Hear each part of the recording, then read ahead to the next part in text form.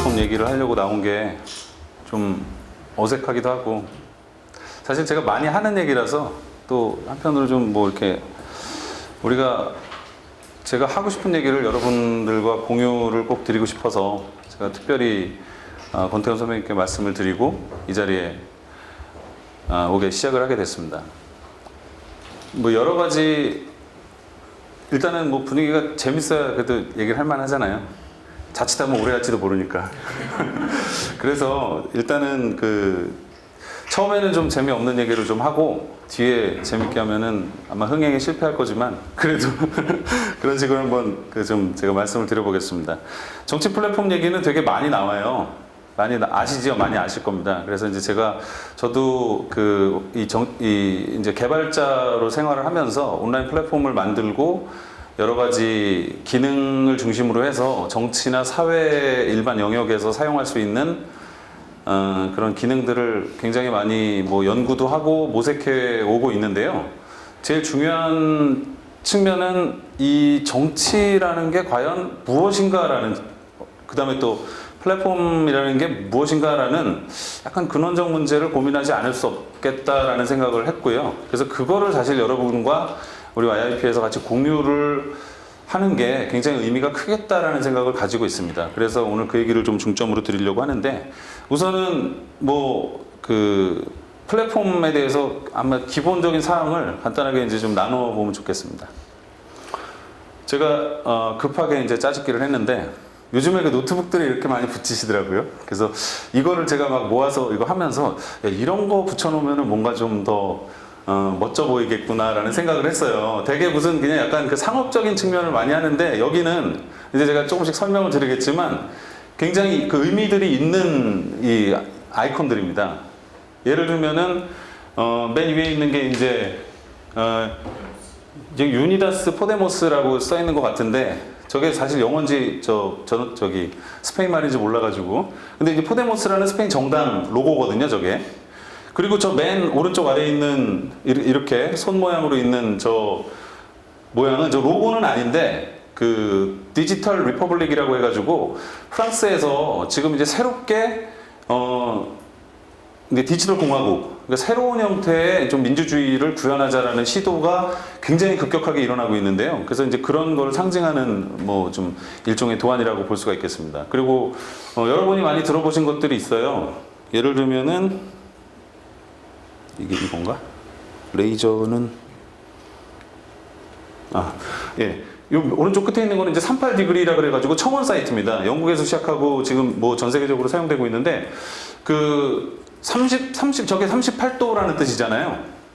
그게 뭐냐면 흙을 쌀 때요. 공사장에서 흙을 쌀 때 38도가 되면 무너진답니다. 예, 그냥 있을 땐 쭉 쌓이다가 그 쌓인 각도가 38도가 되면 무너진답니다. 그러니까 저게 이제 변화의 어떤 그 분기점, 이제 그런 의미로 38디그리가 있는데, 여기 이제 전 세계적인 청원을 굉장히 많이 하고 있고요. 주로 미국, 영국에서 굉장히 활동 많이 하고 있습니다. 또 뭐 여기 아까 포데모스 말씀드렸는데, 여기 이제 디사이드 마드리드라 그래가지고 이쪽은 이제 그 바르셀로나하고 그 마드리드시에서 실제 사용하고 있는 그 민주적 의사결정 플랫폼이라고 할 수 있고요. 그 다음에 또 여기 왼쪽 구석에 있는 거 잘 안 보이실 수도 있는데, 리퀴드 피드백이라고, 요거는 이제 여기 해적당 표시입니다. 요게 아이슬란드, 노르웨이, 독일 이런 데 이제 해적당이라고 있는데요. 이게 이제 저작권을 자유롭게 쓰자라는 개념으로 출범한 일종의 말 그대로 해적 정당입니다. 근데 여기서 사용하는 이게 이제 리퀴드 데모크라시라고 해서 새로운 형태의 민주주의를 구현하고 있는 이제 플랫폼 이름이고요. 이 아워 레볼루션은 여러분들은 이제 생소하실 수도 있는데, 미국의 그 버니 샌더스 후보의 그 공식 이게 로고입니다. 버니 샌더스 상원의원. 그리고 또 전 세계에서 가장 많은 사람들이 사용하고 있는 미국판 DC 인사이드, 레딧이 이제 별의별 게 다 있는데 정치 쪽으로도 굉장히 유용한 콘텐츠들이 굉장히 많이 있습니다. 이쪽은 익숙하신 분들을 좀 보시면 아실 거예요. 여기 이탈리아의 베페 그릴로라는 개그맨이 출발시킨 건데, 오성운동이라고 부릅니다. 우리나라 말로. 이탈리아어로는 제가 어떻게 부르는지 잘 몰라서 저거 비슷하게 읽겠죠? 오성운동. 지금 오성운동 같은 경우고, 여기 포데모스 같은 정당은 총선에서 의원 한 수십 석을 의석을 확보를 하고 이미 사실 그 정권의 파트너로 다 들어가고 있는 겁니다. 여기는 제2정당 지금 사이즈가 이탈리아에서 지금 거의 대한정당으로 성장을 했습니다. 근데 이제 여기는 좌파 정당은 아니에요. 여기는 좌파인데 여기는 이제 중도 우파입니다. 뭐 그런 이제 성격이 있고요. 그다음에 이제 그 순수하게 개발자들 중심으로 해서 민주주의적 요구를 플랫폼에 어떻게 담을 것인가를 고민한 사례들이 이게 이제 뉴질랜드의 루미오라는 팀이 있습니다. 지금 이거 이제 전 세계적으로 사용할 수 있는 플랫폼인데 이게 이제 여러 가지 사회적 의제를 올리고 찬반 투표를 할 수 있게끔 만들어진 플랫폼들이 있고요. 그리고 빼먹었나? 여기 데모크라시 OS. 요건 이제 아르헨티나에서 나온 시스템인데요. 여기도 마찬가지입니다. 이제 데모크라시 OS하고 그 이복스라는 플랫폼이 또 있는데 제가 여기 담지 못했는데 그 데모크라시 OS하고 이복스라는 건 이제 블록체인이라고 하는 시스템을 이용해서 이 민주적 의사결정을 하게끔 하는 이제 그런 기술적 사례들이 있습니다. 그리고 이제 우리나라는 지금 저 서울시에서 운영 중에 민주주의 서울 플랫폼이 있습니다. 여기는 이제 우리나라의 그 빠띠라는 그 이제 혁신가 그룹이 같이 개발하고 있는 시스템인데요. 다른 것들하고 약간 성격이 다른 게 이제 민주주의 서울은 이제 지자체가 직접 운영하는 플랫폼이라고 봐주시면 돼요. 나머지는 이제 자발적으로 운영되는 성격이나 정당 측면에 이제 강하게 있고요. 그리고 가운데 이거를 써놓은 이유는 뭐 여기는 이제 여러분들이 너무나 잘 아시는 아이콘들이 있죠. 그래서 사실 플랫폼이라는 게 정의하기가 어렵습니다. 여기는 사실 일반 우리 IT 회사나 뭐 약간 그런 성격이잖아요. 그러니까 기능은 사실 비슷비슷하잖아요. 페이스북에도 사진 올라가고 인스타그램에도 사진 올라가고. 어느 측면이 더 뭐 플랫폼으로서 더 유의미하냐라는 거는 그냥 말 그대로 사업의 성패. 잘 나가는 회사는 플랫폼이 유의미하고 잘 안 나가는 회사는 안 유의미하니까 이제 조금 매출이 떨어지고 이럴 수 있는데 이게 밖에 있는 이 소위 말하는 변방의 플랫폼들은 아직은 이제 그런 측면, 소위 말하는 비즈니스적인 측면으로 해석되지 않고 그 정치적인 가능성으로 많이 해석이 되고 있습니다. 그런 점에서는 우리가 어느 부분을 참고해야 되는지가 되게 좀 의미가 있다고 생각이 들어요. 그래서 이 소위 말하는 이제 메인 플랫폼들이 굉장히 사용자 경험을 좀 일반화시키고 사람들이 쉽게 쓰거나 중요한 내용을 공유하기 좋게 만들어진 어떤 특정한 환경과 노하우를 갖추고 있기 때문에 이걸 따라가는 게 되게 의미가 크지만 동시에 이 외곽에서 다양한 형태로 진행되고 있는 이제 플랫폼을 통한 의사 수렴, 그 다음에 어떤 의견의 결정, 의사의 결정, 그 다음에 또 그 의사 결정을 실제 실행 가능하게 만들어내는 어떤 프로그래머에서부터 그 좋은 중요한 내용들을 어떻게 보존할 것인가, 유지할 것인가 하는 여러 가지 측면들. 이제 이것들을 우리가 어떻게 고민하느냐의 이제 문제가 우리의 숙제입니다. 근데 플랫폼 얘기를 이제 하다 보면은 아까 이제 제가 처음에 드렸던 말씀인데 좀 말이 어려워요. 플랫폼이라고 말하면은 사실 이제 저기 통일부인가 어디서도 그 북한 쪽하고 첫 번째 정상회담 요번에 이제 문재인 정부 들어서 첫 번째 정상회담 할 무렵에 그 시민들 의견을 묻는 이제 홈페이지를 열었는데 그때 무슨 플랫폼이라고 해서 열었는데 홈페이지를 열었는데 플랫폼이라고 불러요. 그 다음에 또 우리가 알고 있는 거 어렸을 때부터 저는 들어온 건데 그 저 역에 가면은 이렇게 그 열차 타려고 서 있는 그 자리를 보통 플랫폼이라고 부르잖아요. 그러니까 요즘에는 야, 다 갖다 붙인 플랫폼이네. 뭐 이런 식의 이제 분위기가 있습니다. 제가 잘 아는 이제 그 성악가 한 분도 이제 본인이 플랫폼이다라고 이제 자임하시는 분도 아주 계시고 우렁찬 목소리로 항상 본인이 플랫폼. 네, 본인. 예. 그래서 이제 그런 의미에서 이제 플랫폼. 그래서 제가 이제 우리가 일단 지금 중요한 거는 이 자리에 모인 이유도 그렇고 앞으로 우리가 이제 어떻게 살아갈 것인가, 정치적인 삶, 사회적인 삶을 어떻게 살아갈 것인가를 정할 때 우리는 중요한 개념들을 우리가 같이 공유를 해야 뭘 해도 같이 한 발짝씩 더 같이 나가게 좋잖아요. 그래서 제가 오늘은 그런 개념 중심으로 환기를 하고 그걸 바탕으로 해서 한번 결론을 찾아보고자 제가 오늘 이제 준비를 해봤습니다. 이제 이게 플랫폼들 소개를 드렸는데 이게 우리가 통용하는 의미에서 이제 플랫폼이었고요. 한번 이런 거를 한번 보시면 어떨까 생각해봤습니다. 저는 이제 여기가 좀 더 어두우면은 이게 좀 더 극적으로 드러나지 않을까라고 생각을 했어요. 네. 네. 지금 이 상태 해주십시오. 뭐 제 얼굴은 뭐 안 보셔도 되니까 이게 이제 뭐 우주 사진을 진짜 찍었나 봐요. 이제 우주에 있는 그 허블 망원경 이런 걸로 한번 찍었겠죠. 우주라는 걸 항상 밤에 하늘을 보면은 정말 무한하고 영원하고 또 뭐 여러 가지 생각을 하게 됩니다. 근데 이제 인간이라는 게 이런 거대한 자연 앞에서는 굉장히 작은 존재일 수밖에 없고요.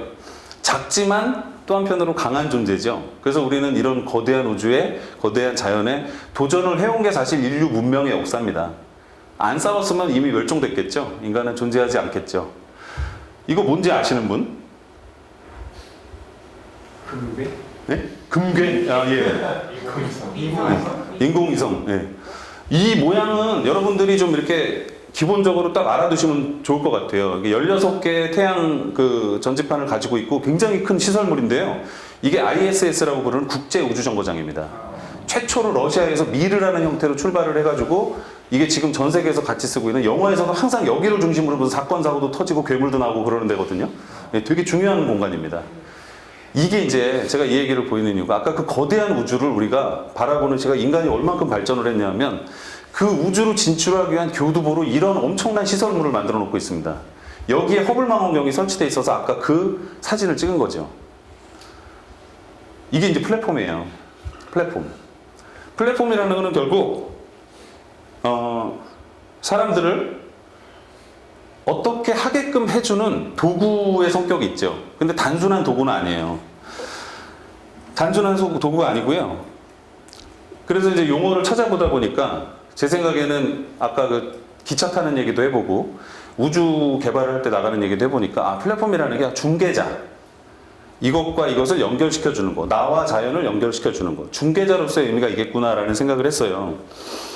그래서 중개자로서의 플랫폼으로 이렇게 해석을 해서 아까 홈페이지 얘기도 해보고 무슨 여러 가지 프로그램이나 또는 뭐 얘기를 해보면 맞는 것 같습니다.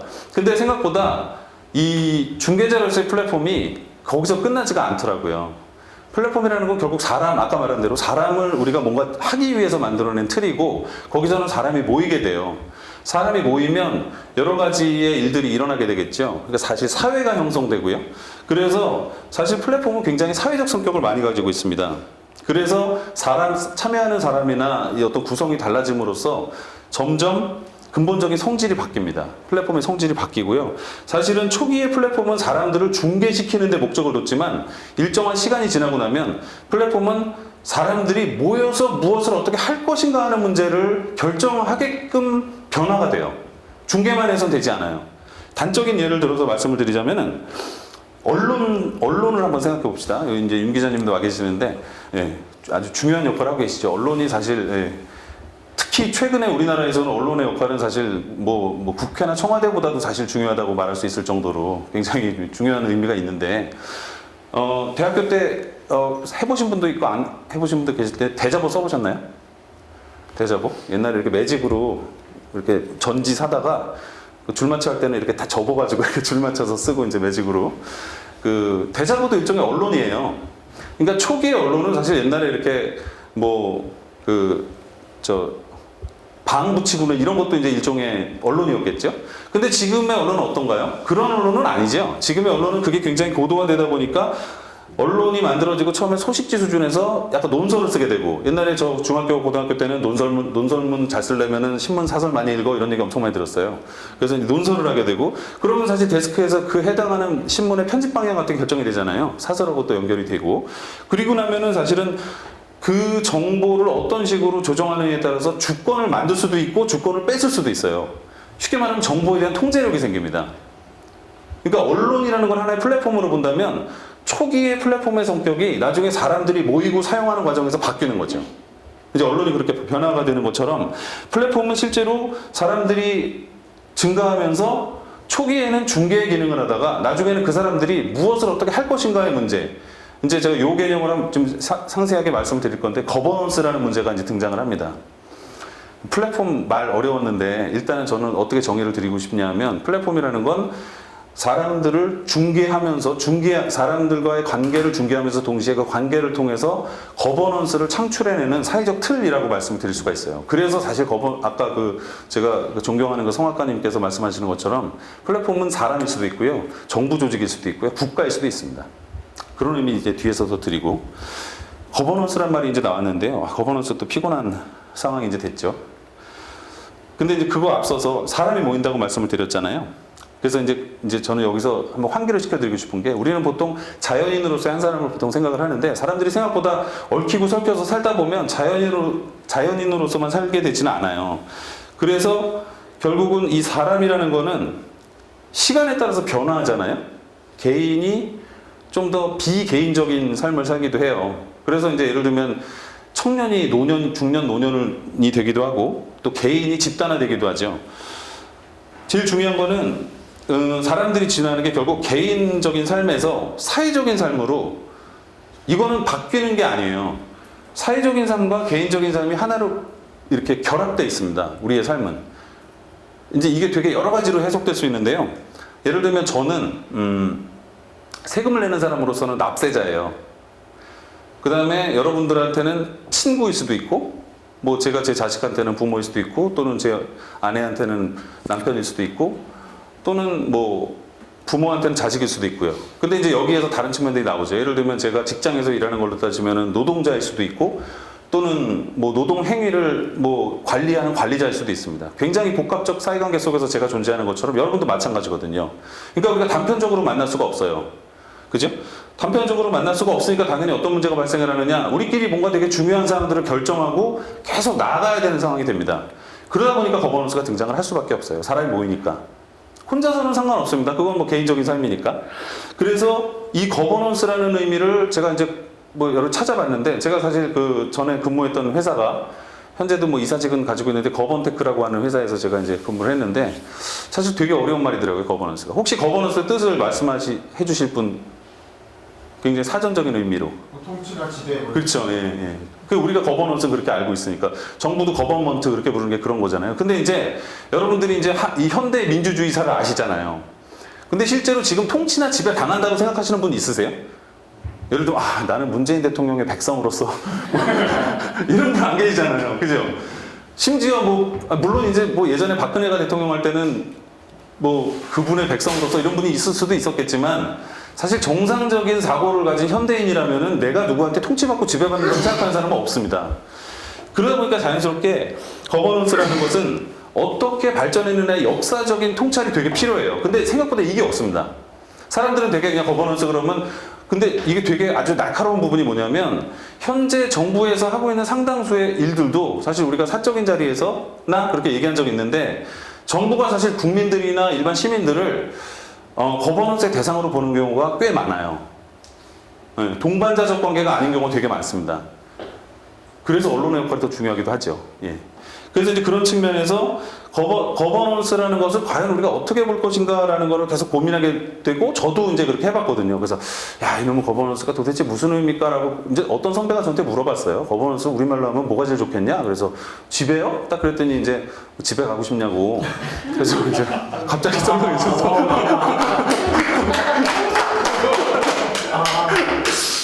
그때 차 타고 가던 중이었거든요. 그래서 그건 아닌 것 같다고. 그래서 제가 잠깐만 다시 생각해보고 나서 자치 같습니다. 자치라는 말이 거버넌스에 좀 더 적합한 말인 것 같습니다라고 제가 말씀을 드렸어요. 그랬더니 그분도 이렇게 운전하시다가 그래 그런 것 같아 라고 하시더라고요. 제가 이제 이 말씀을 드리는 이유는, 이 거버넌스라는 말이 생겨나면서부터 지금까지 이렇게 오면서 사실은 민주주의를 빼놓을 수가 없잖아요. 이 인권과 민주주의가 성장하면서 사실은 거버넌스가 누군가의 지배에서부터 스스로의 지배로 발전해 왔기 때문에 거버넌스는 사실 자치라는 말하고 같이 써도 괜찮습니다. 저는 이게 뭐 정확하게 사전적 의미라고 제가 정의를 내리기는 어렵지만, 지금 이제 우리가 21세기 무슨 뭐 미래지향의 거버넌스를 얘기할 때는 우리가 자치, 내 스스로 뭔가 통치한다라는 개념, 이런 걸 굉장히 가질 필요가 있습니다. 그러다 보면 결국 이 자치를 위해서는 뭔가 행해야 되고, 행하려면 뭔가 사회적인 힘이 생기잖아요. 그래서 결국은 이 힘이라는 걸 우리가 어떻게 해석해야 되는 문제, 또 사적인 자리에서 나왔던 얘기인데, 권력의 문제를 우리가 어떻게 해석해야 되느냐의 문제 얘기를 드리지 않을 수가 없습니다. 거버넌스는 결국 권력의 문제고요. 지금 뭐 정당이냐 사회냐 뭐 사회 조직의 사회단체냐 무슨 뭐 여러 가지 형태도 결국은 이 거버넌스에 대한 핵심적인 정답에 도달하려면 권력의 문제를 논의하지 않으면 되지 않습니다. 지금 정부에서 수많은 플랫폼들 얘기하고 있는데 거기는 사실 파워가 싹 빠져 있어요. 좋은 참고 의견으로 들여주기만 할 뿐이지 실제로 그걸 행하거나 집행하거나 결정하는 건 없습니다. 그 안에.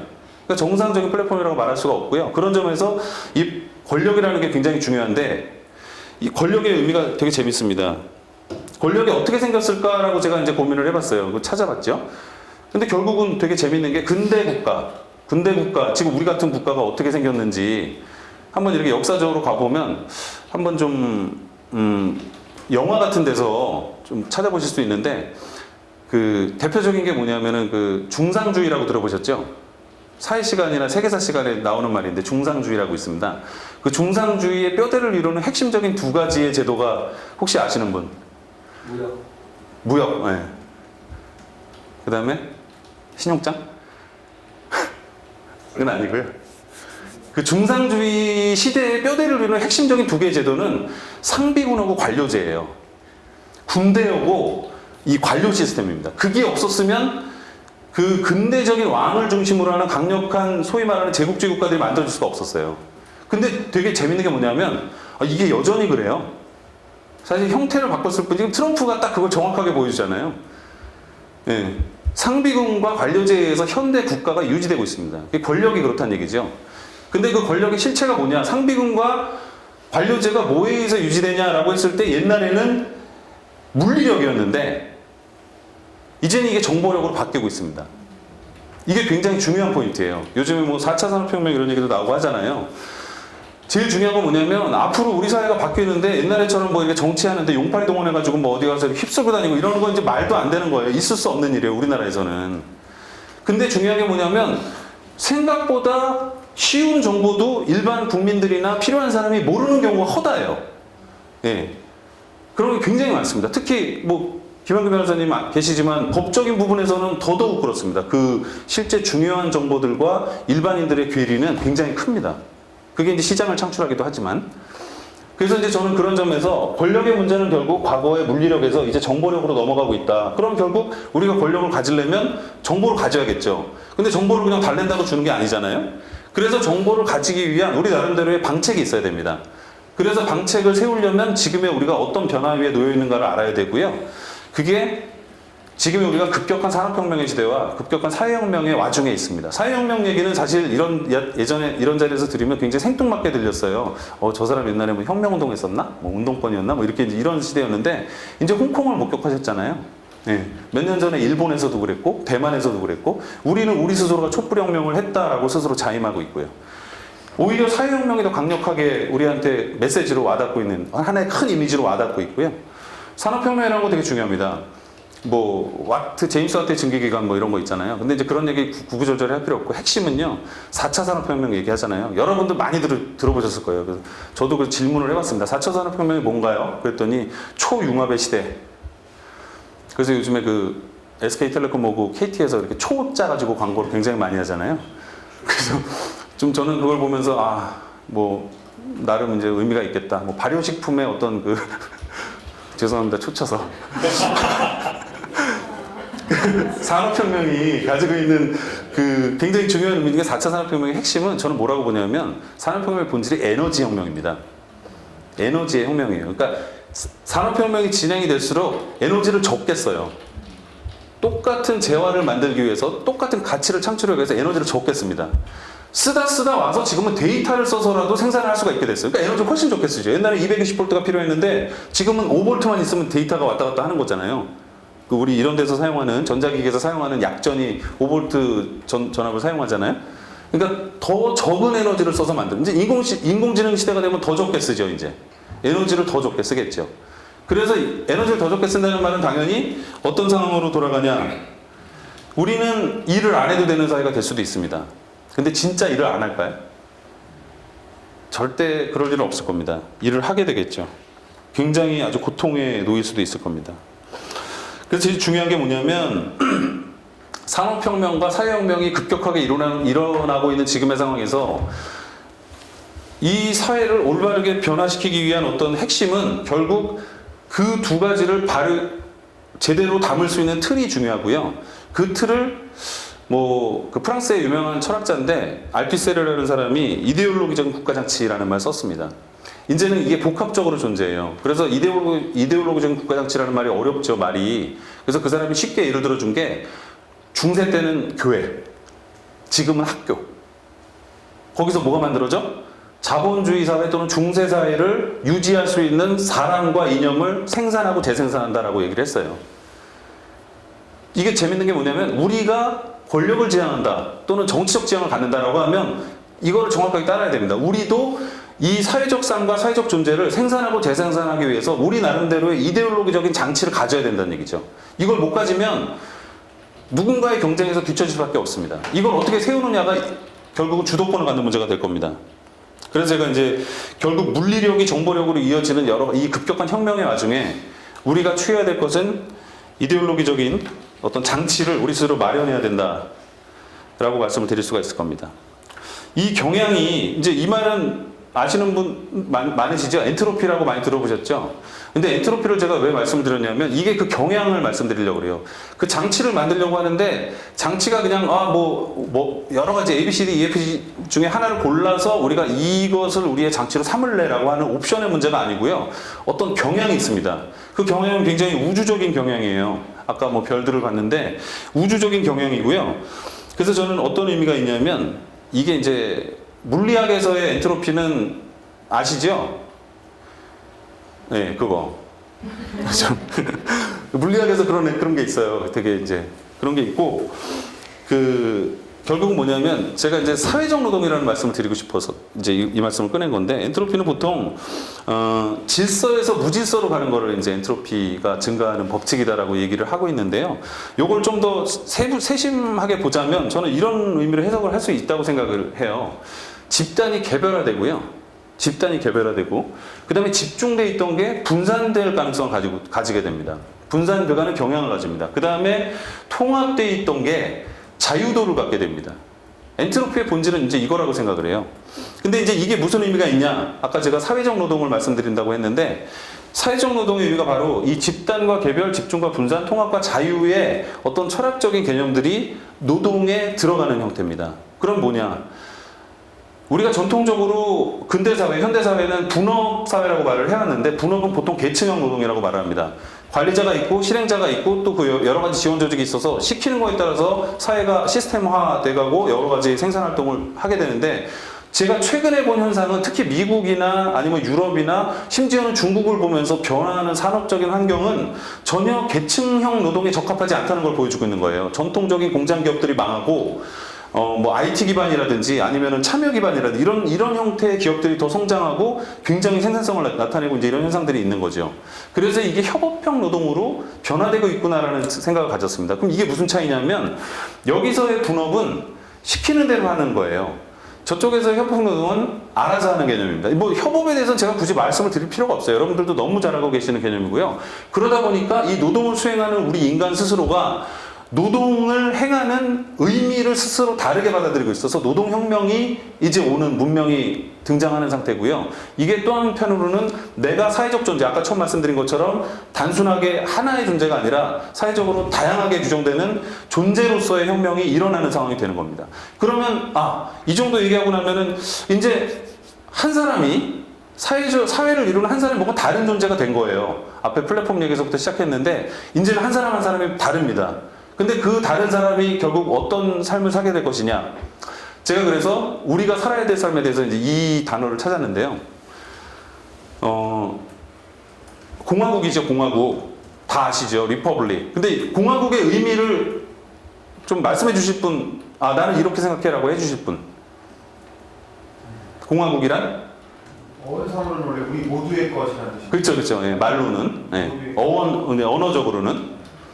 근데 보통 이제 공화정이라는 말을 제가 어디서 처음에 접했냐면 제가 공부를 되게 열심히 하는 스타일이 아니어가지고 1970년대 후반에 스타워즈라는 영화를 보니까 거기서 무역연합하고 공화국 군대가 싸우더라고요. 그때 저는 처음 공화국이라는 말을 접했습니다. 예, 스카이워커. 근데 이제 이 공화국이라는 개념이 우리 모두가 동등한 존재로서 같이 하나로 결속돼 있다는 의미로서의 공화국의 의미가 있어요. 여러분이 너무 잘 아는 문장이죠. 너무 잘 알고 계시는 문장입니다. 대한민국 민주공화국입니다. 근데 민주주의에 대해서는 할 말들이 많아요. 근데 공화국에 대해서는 그렇게 물어봐도 뭔가 내가 공화국의 일원으로서 나는 이런 거야 라고 말하는 분들을 제가 별로 못 봤어요. 왜냐? 스타워즈를 안 봐서. 죄송합니다. 결국 이 공화국이라는 개념은요, 왕정의 반대로 나온 개념이잖아요. 왕의 나라에서 다르게. 그래서 예전에는 피지배자였던 사람들이 이제는 내 스스로가 나라의 주인이야라고 해서 이제 주인공이 된 거예요, 우리가. 그 레미제라블에서도 노래 그런 거 나오잖아요. Everybody be a king이라는 그 영어 문장이 나와요. 모두가 왕인 세상. 저는 그게 굉장히 의미가 큰 공화국의 이념을 담고 있고요. 프랑스 혁명이나 근대 모든 혁명들이 어떤 형태로든지 공화국을 달성하기 위해서 싸워왔습니다. 근데 아쉬운 게 뭐냐면 공화국이 안 됐어요. 엄격하게 말하면 대한민국은 민주공화국이라는 우리가 헌법을 가지고 있는 우리 스스로도 우리가 킹이 아니에요. 퀸도 아니고.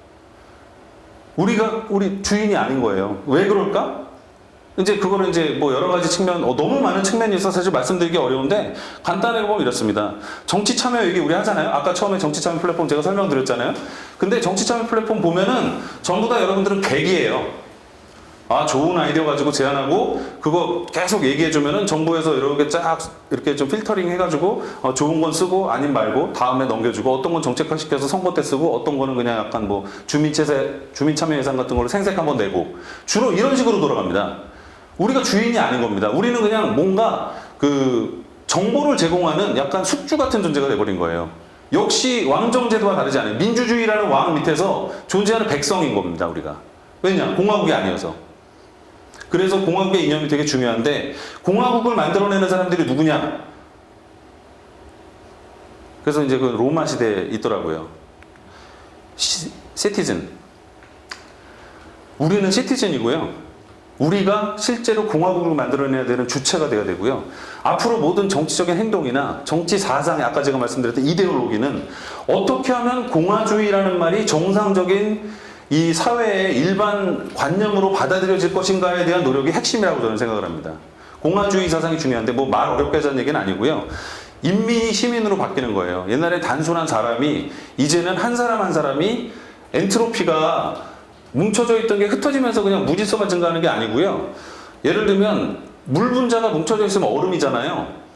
그럼 얼음 덩어리로서 존재하는데 그게 흩어지는 순간 얼음으로서의 존재보다는 물이라는 원래 H2O라는 원래의 본질에 더 집중하게 됩니다. 개별 요소들이.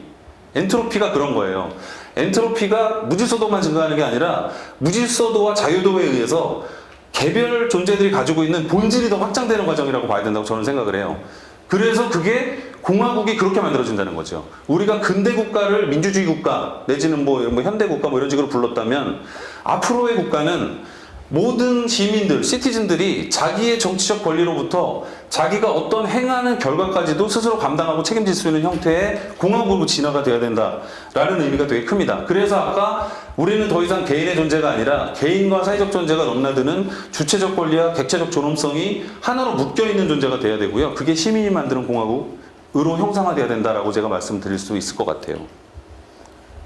말 엄청 거창하게 했죠. 제가 이제 이런 시민이 만든다라는 이 공화국에 대해서 딴 거는 뭐 여러 가지 말씀 더 드릴 수 있겠지만 딱 한 가지를 제가 하나 개념을 만든 게 있습니다. 공화국 시민의 7단계의 참정권이 있어요.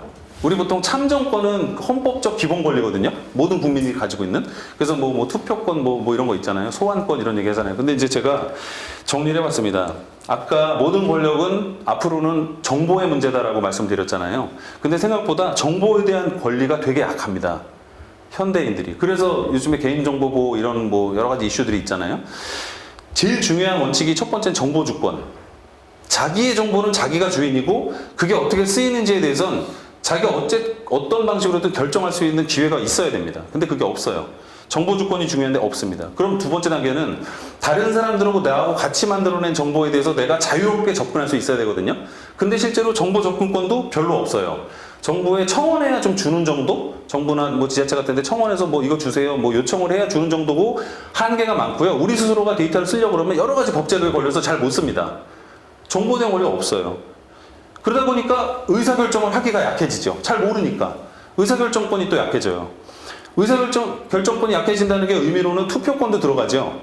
되게 웃기는 투표권이 뭐냐면 제가 항상 주장하는데 세월호 사건에서 죽은 고등학교 2학년 학생들이었어요. 그때 세월호의 희생자들이 굉장히 많은 수가 17살이었습니다. 그 사람들은 박근혜 대통령 뽑지 않았어요. 자기가 뽑지 않은 정부에 의해서 자기가 희생당했어요. 자기는 항변할 수도 없었어요. 왜 엄마 저런 대통령 뽑아가지고 날 죽게 만들었어? 라고 말도 못했던 거예요. 근데 70살, 80살, 90살 먹은 할아버지들도 신문에 뭐 지팡이 끌고 가서 투표하는 장면을 굉장히 숭고한 투표권을 행사한다라고 말을 해요. 굉장히 모순 있지 않나요? 똑같은 국민이고 똑같은 공화국을 만들어야 되는 하나의 독립적 주체들인데 그 사람들이 실제로는 참여, 의사결정에 대해서도 이미 권리의 차별을 받고 있는 상태예요. 나이로만도. 그것만도 더 많은 차별이 있습니다. 그래서 세 번째가 의사결정권이고 그 다음엔 중요한 게 집행권. 그죠? 공무당권 같은 건데 제가 뭔가 공적인 일을 하겠다라고 하는 데 있어서 적극적으로 참여할 수 있는 기회가 열려야 됩니다. 집행권 있어야 되고요. 그 다음에 감사권도 있어야 됩니다. 내가 어떤 공적인 일이 행해졌을 때 내가 스스로 가서 체계적으로 분석하고 거기에 대해서 문제 제기를 할 수 있는 권리가 있어야 되고요. 그리고 나서 잘못한 건 불러야죠. 리콜해야죠. 소환권도 있어야 됩니다. 그리고 마지막으로는 그 모든 게 안 됐을 때 내 힘으로 아까 처음에 말씀드렸지만 정보의 힘으로 안 됐을 때 망치를 들고 일어날 수 있는 물리력도 있어야 돼요. 저항권이 있어야 됩니다. 이게 저는 리퍼블릭 공화국 시민이 가질 수 있는 참정권의 7가지 형태라고 봐요. 저는 이 중에 뭔가라도 대한민국이 가지고 있느냐 저는 굉장히 약하다고 생각하거든요. 우리가 만들고 가야 될 나라가 너무나 큰 거죠. 앞으로 할 게 너무 많은 거죠. 그 말씀을 드리고 싶고요. 결국 다시 이제 플랫폼의 문제로 갑니다. 야, 이게 플랫폼 해가지고 도대체 뭘 하려고 그러는 거야? 지금 말씀드린 거창한 리퍼블릭 만들자 뭐 이런 얘기가 될 수가 있고요. 리퍼블릭을 만드는 플랫폼으로서 유용한 정당이 있고 온라인 플랫폼이 있고 여러 가지 기능들 여러분 스스로가 다 플랫폼이 될 거고요. 그런 상황이 됩니다. 근데 그래서 뭐 할 건데? 그런 얘기 하게 되죠. 그래서 이 그래서 뭐 할 건데에 대해서는 제가 제 얘기를 해드릴 수도 있겠지만 어떤 분이 굉장히 그 글 잘 쓰시는 분이 쓴 글을 제가 읽어드리려고요. 지구가 플랫폼입니다. 지구가. 여기가 우리 고향입니다. 라는 말로 시작하는데요. 우주가 이렇게 생겼죠. 정말 광대하고 까마득하죠. 처음에 본 우리 사진이에요. 이런 사진 보신 적 있어요? 이게 우주의 한 장면을 찍었는데 이 장면을 보고 어떤 분이 이제 쓴 글입니다. 우주라는 광대한 스타디움에서 지구는 아주 작은 무대에 불과합니다. 인류 역사 속에서 무수한 장군과 황제들이 저 작은 점의 극히 일부를 그것도 아주 잠깐 동안 차지하는 영광과 승리를 누리기 위해 죽였던 사람들이 흘린 피의 강물을 한번 생각해 보십시오. 저 작은 픽셀의 한쪽 구석에서 온 사람들이 같은 픽셀의 다른 쪽에 있는 겉모습이 거의 분간도 안 되는 사람들에게 저지른 수많은 만행들을 생각해 보십시오. 얼마나 많은 오해가 있었는지, 얼마나 서로를 죽이려고 했는지, 그리고 그런 그들의 증오가 얼마나 강했는지 생각해 보십시오. 위대한 척하는 우리의 몸짓, 스스로 중요한 존재라고 생각하는 우리의 믿음, 우리가 우주에서 특별한 위치를 차지하고 있다는 망상은 저 창백한 파란 불빛 하나만 봐도 그 근거를 잃습니다. 우리가 사는 지구는 우리를 둘러싼 거대한 우주의 암흑 속에 있는 외로운 하나의 점입니다. 그 광대한 우주 속에서 우리가 얼마나 보잘것없는 존재인지 안다면 우리가 스스로를 팔멸시킨다 해도 우리를 구원해줄 도움이 외부에서 올 수 없다는 사실을 깨닫게 됩니다. 인류가 느끼는 자만이 얼마나 어리석은 것인지를 가장 잘 보여주는 것이 바로 우리가 사는 세상을 멀리서 보여주는 이 사진입니다. 이게 화성 탐사를 위해서 떠났던 보이저 2호가 화성 궤도를 넘어서던 무렵에 보이저 1호인가요? 넘어서던 무렵에 이 글을 쓰신 칼 세이건 박사께서 그 망원경의 방향을 돌려서 카메라의 방향을 지구 방향으로 돌려서 지구를 찍자라고 해서 화성을 지나면서 찍은 지구의 모습입니다. 저게 저렇게 작은 점으로 있는 거죠. 제게 이 사진은 우리가 서로를 더 배려해야 하고 우리가 아는 유일한 삶의 터전인 저 창백한 푸른 점을 아끼고 보존해야 한다는 책임감에 대한 강조입니다. 칼세건 박사가 이런 말씀으로 하셨는데 저는 플랫폼의 목적은요, 우리가 정치를 하고 사회를 변화시키자고 하는 목적은 결국 우리 스스로가 얼마나 중요한 존재고 보듬고 아껴서 더 발전해 나갈 존재인지를 서로 각인시켜주는 의미라고 생각을 합니다. 그게 이걸 우리가 계속 마음에 담고 앞으로 나아갈 길은 저 무한한 우주일 수도 있지만 결국 우리 스스로 내면의 저 작은 점을 계속 잘 유지할 수 있겠느냐는 문제가 될 것이라고 저는 굳게 믿습니다. 저도 또한 그렇게 살려고 노력할 것이고요. 오늘 말씀은 여기까지 드리겠습니다. 집행, 아카이빙 이렇게 4가지가 있습니다. 정치 플랫폼은요 제한, 제안, 의결, 집행, 아카이빙 이 네 분야에 대해서 만들어지고요. 이거에 대한 여러 가지 기능들이 이렇게 저렇게 조합이 되면서 여러 가지 형태로 등장을 합니다. 근데 중요한 게 그 이면에서의 원칙이 아까 말씀드린 대로 디지털 주권, 그다음에 뭐 정보 개방성, 접근성 뭐 이런 여러 가지 측면들을 같이 고려, 뭐 블록체인처럼 이제 안정성, 뭐 이런 것들이 이제 투명성 다 고려되어야 되고요. 이런 플랫폼들이 실제로 시도가 되게 많이 되었어요. 근데 아까 제가 처음 말씀드린 것처럼 이거는 정부가 세금을 가지고 만든 사례가 제일 많습니다. 전국의 지자체 홈페이지 다 가보시면 전부 국민 제한 청원이 다 있고요. 이제는 그게 하다가 행정안전부에서 하다가 잘 관리가 안 되니까 하나로 몰아 그래가지고 국민신문고에 몰려 있습니다. 그래서 이제 저 민원의 용광로가 돼 있죠. 네. 정상적인 제안은 지금 말씀드린 것처럼 자기가 느끼는 문제를 굉장히 세련되게 표현해야 되고요. 그거는 개인으로는 안 돼요. 제가 몇 년간 비슷한 작업을 해보면서 느낀 게 물론 뛰어난 한 분이 잘 의견을 정리할 수 있지만 그건 한 분의 의견이 아니고요. 쌓여있는 여러 사람의 지혜가 모여서 만들어진 의견들이에요. 결국 뭐냐면 그 제가 말씀드린 시티즌의 개념, 스스로 정치적으로 조직된 누군가가 몇 명 이상의 팀을 이루고요. 이게 되게 그 스타트업 모델하고 비슷합니다. 스타트업 기업 만들 때랑 모델이 비슷해서요. 그런 그 어떤 참신한 의견을 가지고 있는 사람들 몇 명이 스스로 조직화하고 거기에 따라서 자기한테 적합한 플랫폼을 찾아서 제안하거나 아니면 만들어내거나 이런 과정을 가야 된다고 봅니다. 그래서 이 네 가지 방향이 되게 중요한 방식으로 만들어져야 되고요. 그 기능들은 제가 아까 말씀드렸던 건데 그 정보주권부터 정보주권, 정보접근권, 의사결정권, 집행권, 감사권, 소환권, 저항권까지 하는 이 7가지의 그 주제들을 실제로 기능화시킬 수 있느냐의 문제를 우리가 풀어야 돼요. 근데 아까 말씀드린 것처럼 이런 문제들이 거의 손이 안 대져 있습니다. 예를 들면 이런 거 있죠. 청와대 국민청원이 굉장히 지금 우리나라에서는 제일 핫하다고 할 수 있잖아요. 근데 그거 카카오톡하고 네이버인가? 네이버, 카카오톡, 페이스북 로그인 3개 지원하잖아요. 그래서 3개 아이디 갖고 있으면 돼요, 다. 3번의 청원이 돼요. 어처구니 없죠? 그러면 제가 이메일 서버를 운영하고 있는 사람이면 30개, 40개도 된다는 얘기예요. 근데 그걸 가지고 정치를 하고 있는 거예요, 우리나라가. 그게 플랫폼이라고 말을 해요. 그러니까 말이 안 되죠. 그래서 반대로 갑니다. 그 이제 행안부 두 분은 이제 같이 하셔가지고 아시겠지만 행안부에서 이제 그걸 좀 개선하기 위해서 고민을 해봤는데 그러다 보니까 무슨 뭐 개인정보 무슨 뭐 저 아이핀 또 이제 액티브엑스 깔고 뭐 깔고 또 뭐 깔고 그 보셨죠? 뭐 전자인증 깔고 벌써 지문인증 깔고 액티브엑스 또 깔고 그렇게 됩니다 이게. 어처구니가 없어요. 이쪽으로 갔다가 그래서 그걸 쓰지 말자 그러면 페이스북으로 로그인하고 뭐 카카오톡으로 로그인하고 무슨 링크드인 로그인 이거 못 쓰게 하면 액티브엑스 깔고 또 이게 아까 말씀드린 프레임워크가 없어서 그런 일이 벌어지는 거예요. 지금 말씀드린 몇 가지 예를 들면 정보주권하고 정보접근권이 뚜렷하게 정확한 기능으로 만들어지면 예를 들면 인증 시스템은 어떻게 유지하자라는 법이 나오고 그거를 뭐 서버에 보관을 하자 아니면은 무슨 뭐 국가의 인증기관을 별도로 만들자 아니면 뭐 기업에 위탁을 하자 뭐 위탁을 하면 공인인증제도를 쓸 것이냐 뭐 사회적 인증제도를 쓸 것이냐 굉장히 할 게 많거든요. 근데 그게 지금 수준은 우리나라는 너무 수준이 낮습니다. 그 말도 몰라요. 그런 말들을. 그러니까 갑자기 누가 나타나서 새로운 말 하면 갑자기 전문가가 돼요. 저도 그래서 블록체인 가지고 이 국회에 토론하러 한 5번을 왔는데 어처구니가 없습니다. 다 모르니까.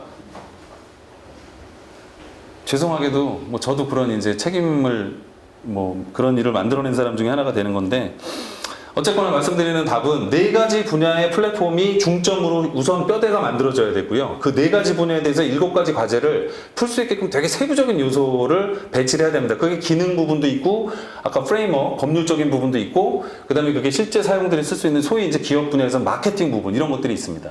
그래서 이게 어떻게 조화시키냐에 따라서 우리가 굉장히 아까 이제 공화국 얘기를 말씀드린 이유도 공화국이라는 개념은 로마 시대 때 나온 거거든요. 그 몇천 년이 된 건데, 앞으로 공화국이 그거랑 똑같을 거라고 생각하지는 않아요. 그리고 지금 김 변호사님 말씀해 주신 내용이 되게 중요한 포인트인데요.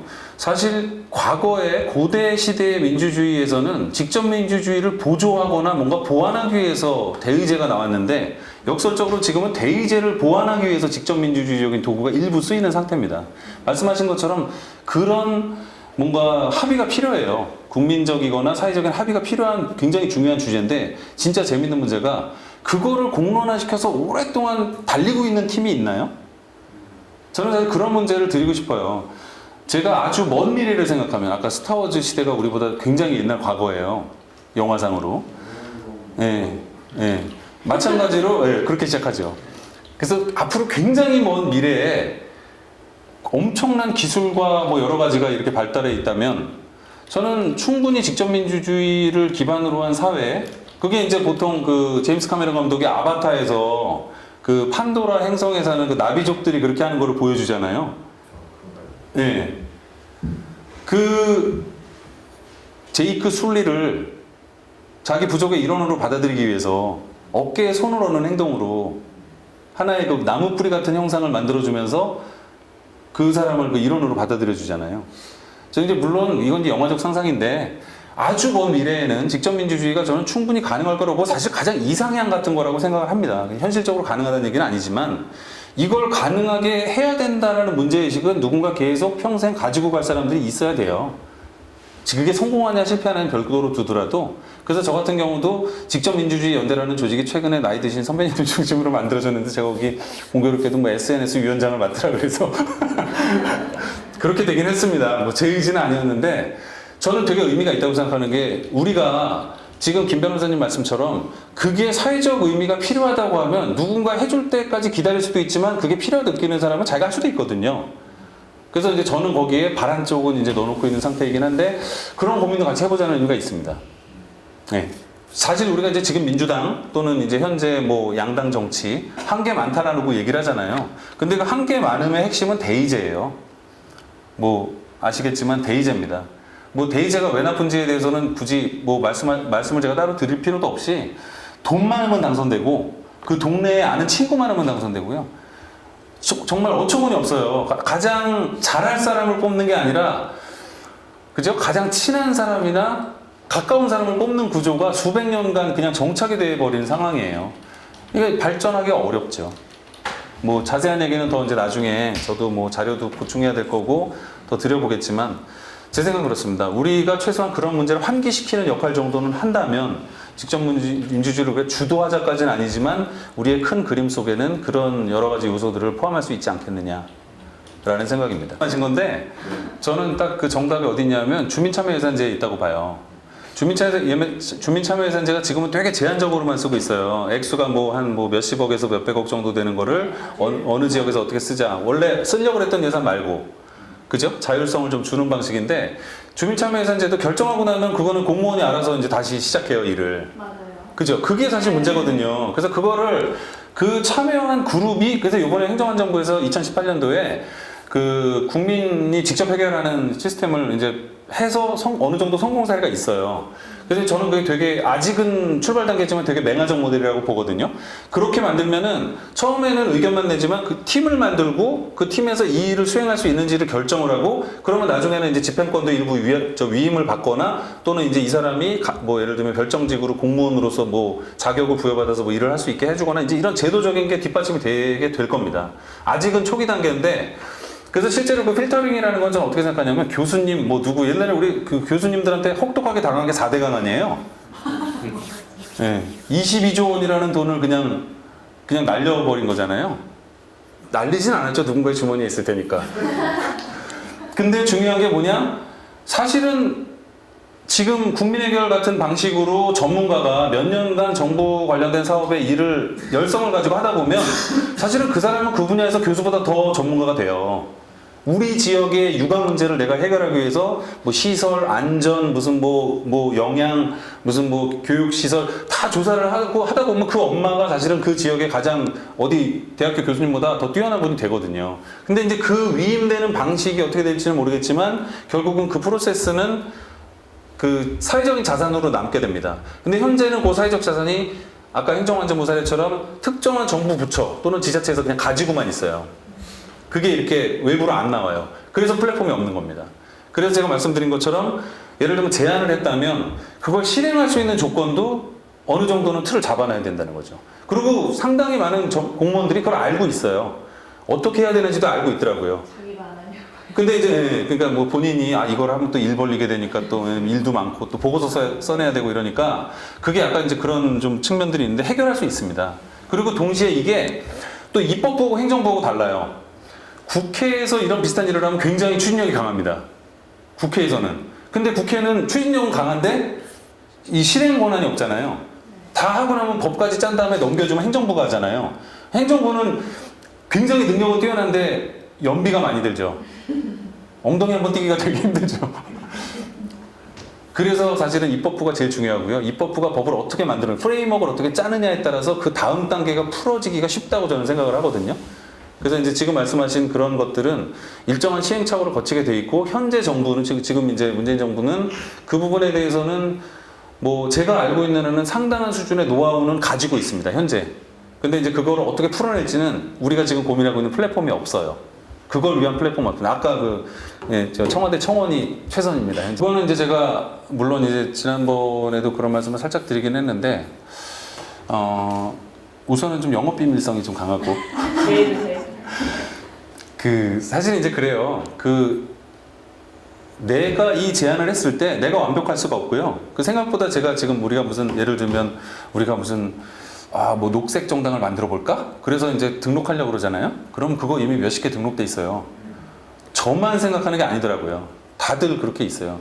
그래서 저는 첫 번째 플랫폼의 역할은 사람들 사이에서의 가교의 역할, 아까 말씀드린 것처럼 개인이 아니라 사회적인 존재로서 우리가 얼마만큼 많은 정보의 접점을 가지고 사람들을 모아내느냐. 그게 나도 플랫폼이고 신다혜 대표도 플랫폼이에요. 그래서 저랑 만났을 때 그게 뭔가 시너지를 만들 수 있는 구조를 짜는 거거든요. 그래서 실제 프로그램의 기능으로서는 이제 세세하게 말씀드리면 되게 이제 많이 있습니다. 예를 들면 아까 제가 공인인증 시스템 말씀드린 거 있잖아요. 우리가 공인인증서는 인증 회사에서 받죠. 근데 우리 교수님 얘기한 것처럼 그 회사가 무슨 권리로 나를 인증해? 그죠? 정부가 하라고 시켰거든. 돈 내고 사업자 조건에 맞게 돈 내고 등록을 했기 때문에 시켜주는 거예요. 그래서 제가 아까 말씀드린 대로 소셜 인증 시스템이라는 게 또 있습니다. 그게 뭐냐면 그게 사회적으로 인증된 게 일종의 협동조합이나 노동조합 같은 형태로, 노동조합은 아니고 협동조합이나 사회적 기업 같은 형태로, 지방자치단체 같은 형태로 그게 만들어지면요, 거기서 발행하는 인증서가 여러 단계를 거쳐서 하나의 키를 생성해주면 그게 인증서로 발동하게 만들어주는 거예요. 작동할 수 있게. 유럽 같은 경우에는 공인인증서를 개인이 보관하지 않잖아요. 해당 회사의 서버에 저장하게 돼 있어요. 그래서 아시는 우리 멤버 중에 타이만 키빗 이 친구가 말하는데 인증서를 이렇게 저장해서 쓰는 건 자기가 되게 낯설었다 처음에 그런 얘기를 하더라고요. 자기네는 무조건 아이디 패스워드만 넣고 들어가면 다 쓴다는 거예요. 근데 그게 이제 공적인 권한을 개인한테 넘겨버린 그런 형태거든요. 책임을. 근데 그런 것처럼 저는 이런 인증 시스템이 있으면, 믿을 수 있는 인증 시스템이 있으면, 그 다음에 그거를 제도화할 수 있는 여러 가지 법적 장치가 있으면 우리는 그 다음 단계로 내가 이 정책을 냈을 때 다른 사람이 어떤 방식으로 동의를 했고, 그래서 관심 있는 사람 중에 몇 %가 동의를 했으므로 이거를 사회적인 의제 또는 프로젝트로 삼겠다.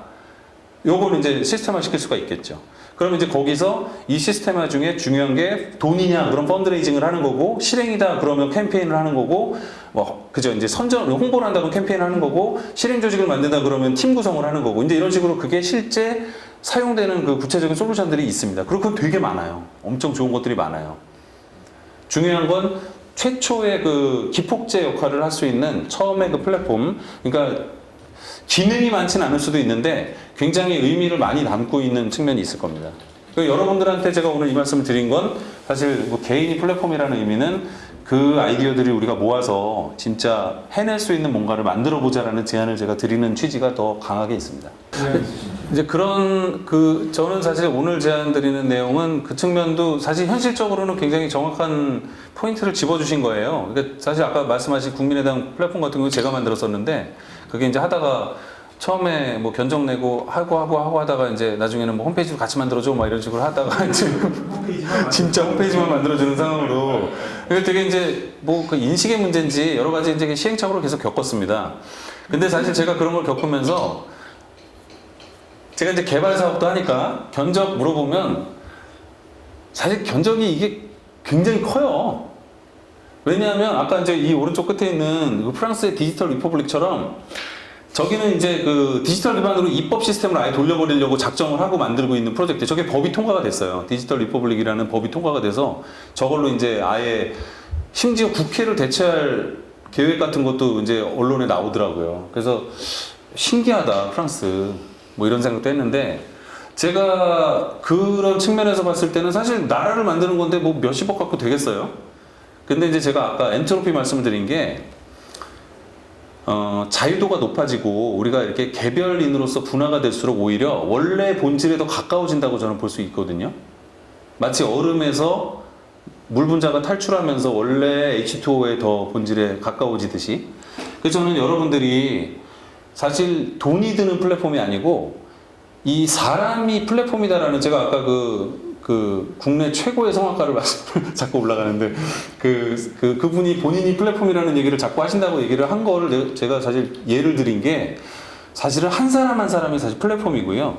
우리가 가지고 있는 여러 가지 사회적 측면에 따라서 기능이 다 다르게 정의되어 있습니다. 어떻게 내가 만나서 조화를 이루느냐에 따라서 기능이 나오고요. 그럼 그 기능은 이미 오픈소스와 뭐 저 같은 사람들이 만들어 놓은 여러 가지 시행착오를 통해서 쓸 수 있는 소스코드들이 되게 많습니다. 돈이 드는 문제가 아니고요. 중요한 거는 내가 어떤 기능을 하느냐에 대해서 자기 스스로, 아까 말한 사회적 존재 중에 플랫폼이라는 사회적 존재가 새로 만들어지는 거예요. 지금은 대한민국에 한 명밖에 없었는데, 네, 그 성악가. 근데 이제 플랫폼이 여러 명이 생기는 겁니다. 그분은 문화 플랫폼인데 이제 환경 플랫폼이 생기고 인권 플랫폼이 생기고 평화 플랫폼이 생기고, 그죠? 소통 플랫폼이 생기는 거예요. 그러면 우리가 어떻게 만날까라고 고민하는 순간에 저 같은 사람들이 연결 플랫폼이 작동을 하게 돼 있습니다. 그러면 거기에 따라서 적절한 솔루션들이 나오면 한 번에 완성된 상품으로는 사실은 SK텔레콤이나 뭐 KT에서 나오는 좋은 프로그램들보다 못하죠. 근데 그게 말씀드린 것처럼 그걸 계속 가지고 달릴 수 있는 사람들이 유지하고 있다면 몇 년이 지나면 되게 훌륭해집니다. 그게 여기 있는 것들이 성공들이에요. 오성운동이라고 하는 저 이탈리아 저거는 저 개그맨 지금 할아버지인데, 이분이 자기 블로그에서 시작한 겁니다. 블로그에다가 우리 사회에서 꼭 풀어야 되는 5개 문제 해가지고 5개를 저렇게 달아가지고 이거 가지고 근데 저게 되게 우리가 보기엔 좀 의아한 의제들도 있어요. 약간 좀 가부장적이고 이런 것들이 있어요. 근데 저게 지금 쌓여서 지금 오성운동은 이탈리아 지금 제2정당 규모가 제2정당까지 성장을 했고요. 여기는 포데모스 같은 경우도 마찬가지로 초기에는 광장의 민주주의를 하자라는 개념으로 모여가지고 출발을 했는데, 저기도 이제 그 굉장히 잘생긴 연예인 출신 그 정치인이 계신데, 그분 중심으로 해서 이제 저 엘리오 이글레시아스인가? 이름도 좀 멋진 뭐 그런 분인데, 그분이 이제 저거를 시작을 했는데 저게 하나의 정당으로 만들어지고 지방선거에서 성과를 얻고 지금은 스페인 사회당의 연정 파트너로 이번에 같이 하게 됐어요. 이번 총선 끝나면 37개 의석을 얻었거든요. 그러니까 저런 성장을 가지고 있습니다. 저게 아직 저러다가 실패할 수도 있지만 결국은 중요한 건 저런 도전을 우리가 하려고 할 때 저게 그냥 시키는 대로 하는 사람이면 저런 성장이 될까요? 저는 안 된다고 봐요. 저거에 참여하는 사람들이 사실 당대표하고 똑같은 정도의 정치력과 위상을 갖고 있는 사람들이기 때문에 저 정당들이 성공했다고 저는 보거든요. 아주 맹아적이지만 우리나라가 그런 시도를 해야 되는 시점이 이제 온 거예요. 우리나라가 세계에서 가장 빠른 인터넷을 갖고 있고요. 세상에서 제일 좋은 핸드폰을 쓰는 국민들을 가진 나라고요. 네. 교육 수준 높은 거는 뭐 이루 말할 수가 없고요. 뭐 수학 잘하기로는 그냥 저 유럽까지도 소문이 났다고 하는데, 네. 진짜 그런가요?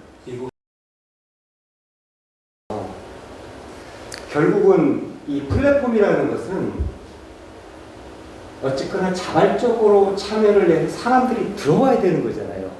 이거를 정부에서 들어와라 해서 되는 것이 아니고, 그 플랫폼을 우리가 이용해서 실제 참여하는 사람들이 이익을 받다?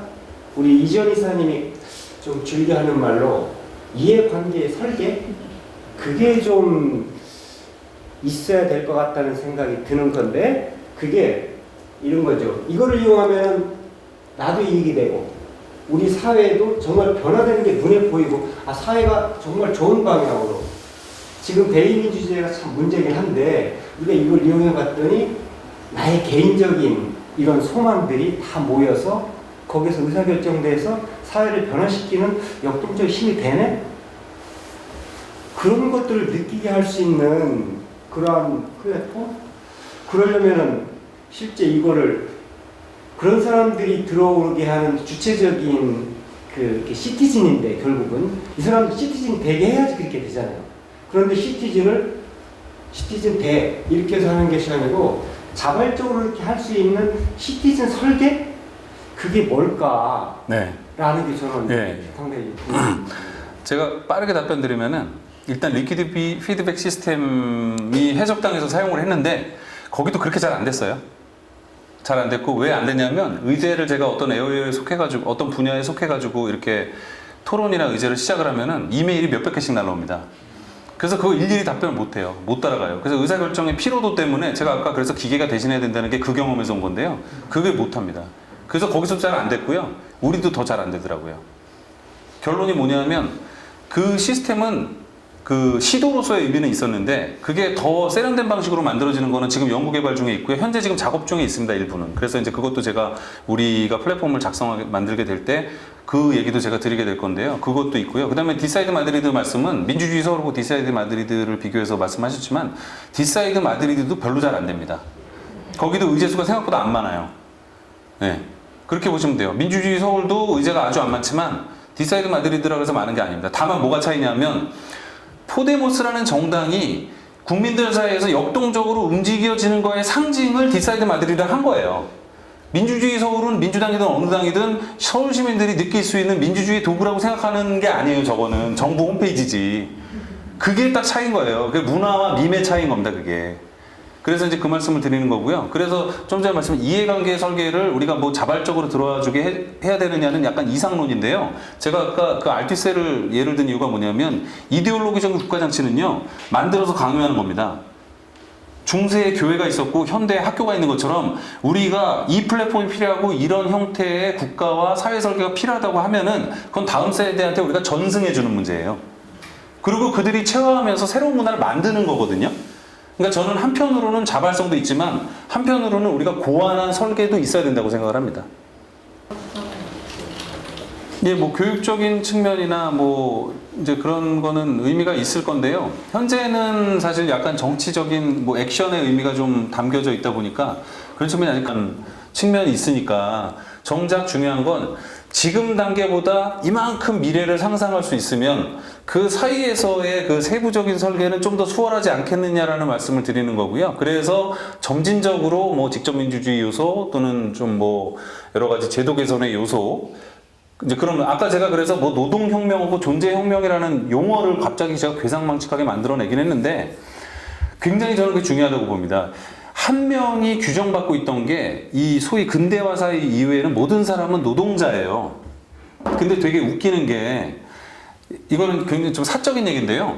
제가 예전에 저희 애들 키우면서 밤에 재워줄 때 이제 베스트타임 스토리를 이렇게 얘기해 주잖아요. 지어낸 얘기를 해주는데 제가 이제 그 예전에 백기환 선생님이 얘기하셨던 찬우물 마을이라는 찬우물 고을이라는 우리 그 전래의 어떤 이상향에 대해서 제가 이렇게 꾸며내서 얘기를 했어요. 근데 그 마을은 사람들이 모여 사는데 의사도 있고 뭐 이발사도 있고 뭐 여러 가지 농부도 있고 기술자도 있고 이런 마을이에요. 근데 그 의사가 있었는데 그 의사가 아픈 사람을 치료할 때 돈이 없어서 치료를 제대로 안 해준 사건이 있어서 그 마을에서 회의를 해서 그 의사를 쫓아냈다고 제가 얘기를 했어요. 근데 저희 아들이 어렸을 때 꿈이 의사였거든요. 그러니까 이제 의사가 그 마을에서 쫓겨난 거예요. 그날 밤에 엄청 울었어요. 의사가 쫓겨나서. 근데 이제 제가 그거를 얘한테 뭔가 설득을 해야 되니까 왜 그랬을까라는 설명을 해주기 위해서 무슨 얘기를 했냐면 그런 거예요.